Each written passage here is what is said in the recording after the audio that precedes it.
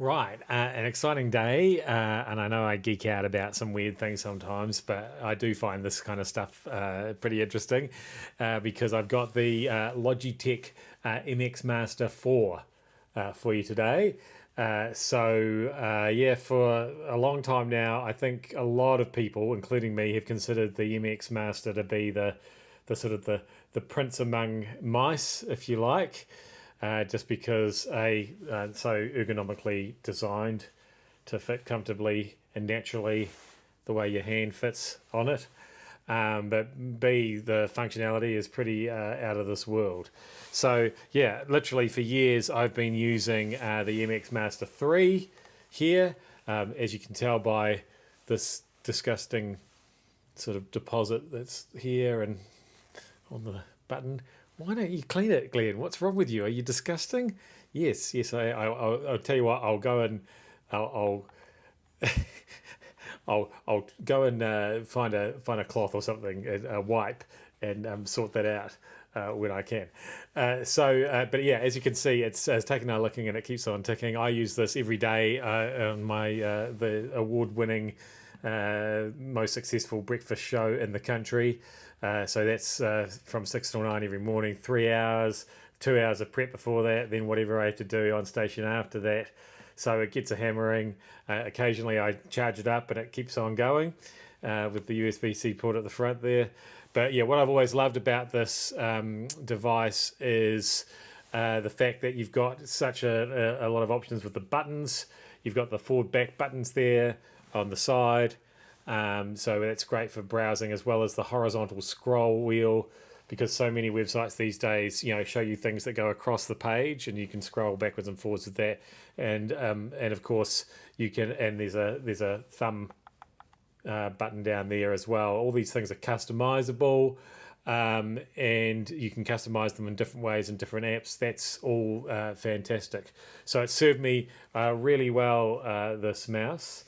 But let's see what the new version, the MX Master 4, has got going for it. So it's similar, but yeah, now the entire thumb rest is a button. There's no little separate button down the bottom there, and that actually provides haptic feedback when you use it. We'll get a little bit more into that shortly. There's also another extra little shortcut button for your thumb up here in front of the forward and backwards buttons. And so, yeah, as usual, these are fully programmable.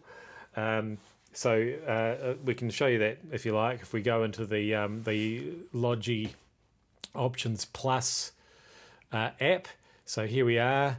There's a keyboard. There's a camera. I've reviewed those before, and I like them so much that I kept using them.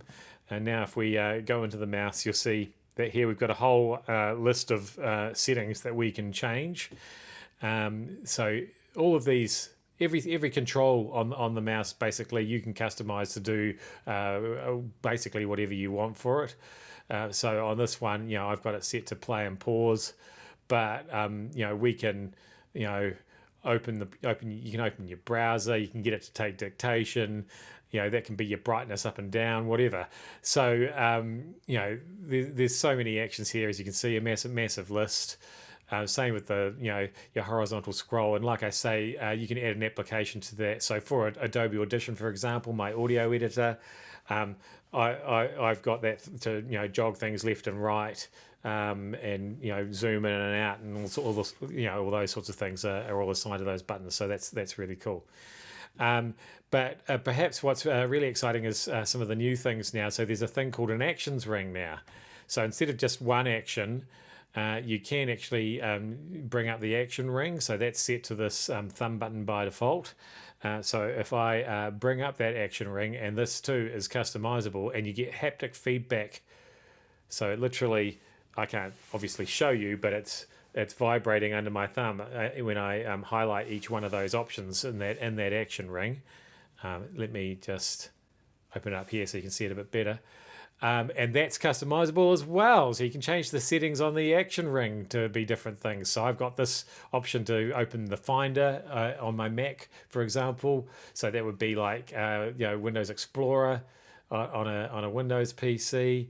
You can do things like open the Logi Options Plus app itself from there, which is handy if you decide you want to make some settings change some settings on the fly. But what I really love is the option of opening the screenshot, because I can never remember what the combination of hotkeys is to make that happen. So that just is an option on there now as well. And interestingly, of course, AI, it's all about AI these days. And there's an AI button there as well. So you can open ChatGPT, Perplexity, Gemini, whatever you like. And that will then look into context of whatever it is you're doing, depending on how integrated those AI services are with whatever app you're on. So that's the actions ring. So that's just another way that you can customize this mouse. You can have the haptic feedback high,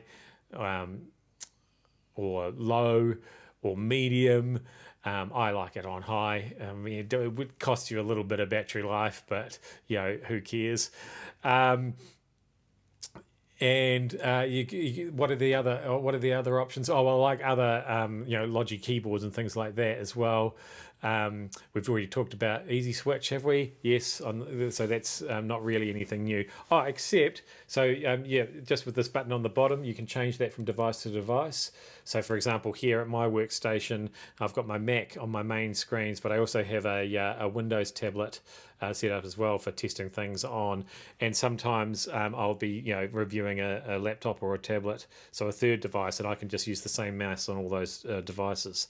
Another way that you can use the same mouse on those devices is if you've got Logi Options Plus installed on each one and you're signed in under the same user, then you don't even have to use the Easy Switch button, because you can just drag the cursor through all those things. And the same with the similar Logitech keyboards as well. So that's called Flow. There you go. Lots of settings to play with. And speaking of Easy Switch, it also comes with this little bolt USB-C dongle. Apparently some users have complained in the past that because the mouse is quite heavy, and it is, that combined with the fact that there's ever so often there's a little bit of Bluetooth lag, and people didn't like that, especially I guess if they're using it as a gaming mouse or something like that. So this eliminates that. So this can be set as one of your Easy Switch options here, and then you've got a direct wireless connection through the dongle. So that's guaranteed to be completely lag free. That's a great little option as well, as long as you don't lose it. It is a tiny little thing. Just one more improvement, which is small but significant to me. So I don't know if you can see the skates. So these very smooth, almost frictionless surfaces on here. So you can slide that around, whatever it's on, nicely. So again, because it's quite a heavy mouse by sort of conventional standards, we had little smaller skates on the previous version. And if you look really closely, I don't know if you can see that on the video, if I catch the light just right. Can you see how it's just sort of starting to peel away in the corners? Now, that hasn't actually affected the performance of the mouse in the years that I've been using it, as far as I can tell. But obviously, you wouldn't want that to peel off completely. It still seems to work pretty well on any mouse pad or desk pad, or even just on a desk that I use it on. However, by comparison with the MX Master 4, you can see that those skates are a lot bigger, which means that you've got more surface area to sort of slide around with. And also they just seem to be a little bit more durable looking. All the edges are sort of set in at the edge.